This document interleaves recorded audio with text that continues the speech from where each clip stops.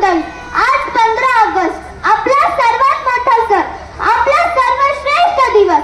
अशा या मोठ्या प्रसंगी माझ्यासारख्या छोट्या व्यक्तीला आपण सर्वांनी बोलण्याची संधी दिली त्याबद्दल मी आपल्या सर्वांचे आभार मानते. या शुभ प्रसंगी माझे पहिले वंदन त्या भारत मातेला, जिच्या उदरात आपण जन्म घेतला, जिच्या मुक्तीचा अखंड सोहळा आपण साजरा करतोय. माझे दुसरे वंदन त्या तिरंग्याला, जो आपल्या देशाच्या स्वातंत्र्य लढ्याचा खरा साक्षीदार आहे, खरा मानकरी आहे. माझे तिसरे वंदन माझ्या लाडक्या राजाला, शिवरायांना, ज्यांनी या मराठी मातीत जन्म घेऊन स्वराज्याचे आणि सुराज्याचे स्वप्न पाहिले आणि ते साकार केले. माझे चौथे वंदन थोर महात्म्यांना आणि त्या थोर हुतात्म्यांना, ज्यांचा त्याग आणि बलिदानातून या भूमीवर स्वातंत्र्याचा सूर्योदय झाला. माझे पाचवे वंदन आपल्या सर्वांना, कारण तुम्हीच आहात या देशाचे खरे शिल्पकार, खरे वारसदार. मित्रहो, या छोट्या बालपणीचा आपल्या सर्वांना एक छोटा प्रश्न आहे. सांगा पाहू, हा स्वातंत्र्य दिन का साजरा करतात?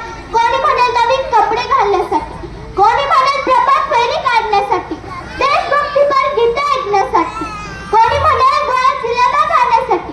पण नाही मित्रांनो, आजच्या या महान दिवसाची आपणास किंमतही करता येणार नाही की तुलनाही करता येणार नाही. आपल्या देशाच्या स्वातंत्र्य लढ्याची विजयी पताका आसमानात या दिवशी फडकली होती. आपल्या देशाच्या अमर इतिहासाचा हा सन्मान दिन आहे, स्मरण दिन आहे. इकडून आला पोस्ट, तिकडून आला पोस्ट आणि झाली माझी गोष्ट. एक साधी समजणारी आपल्या स्वातंत्र्याची गोष्ट नाही, तर अनेकांच्या त्यागाने, बलिदानाने, नेतृत्वाने आणि कर्तृत्वाने सजलेला आपल्या भारताचा इतिहास आहे.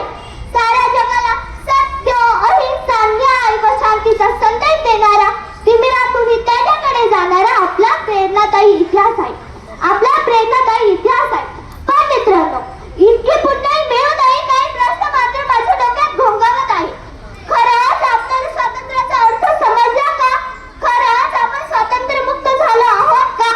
जर तुम्ही छाती ठामपणे होय म्हणत असाल तर माझे तुम्हाला काही रोखठोक प्रश्न आहेत. आज पुरुष आहे की स्त्री? घरात, समाजात, शिक्षणात स्वतंत्र आहे का? मुक्त आहे का? नाही ना. हा विषय तर सोडाच, पण आपल्याला या भूमीवर जन्म घेण्याचे स्वातंत्र्यच राहिले नाही. पण आज आपल्याला स्वातंत्र्य मिळून जवळपास 80 वर्षे पूर्ण झाली.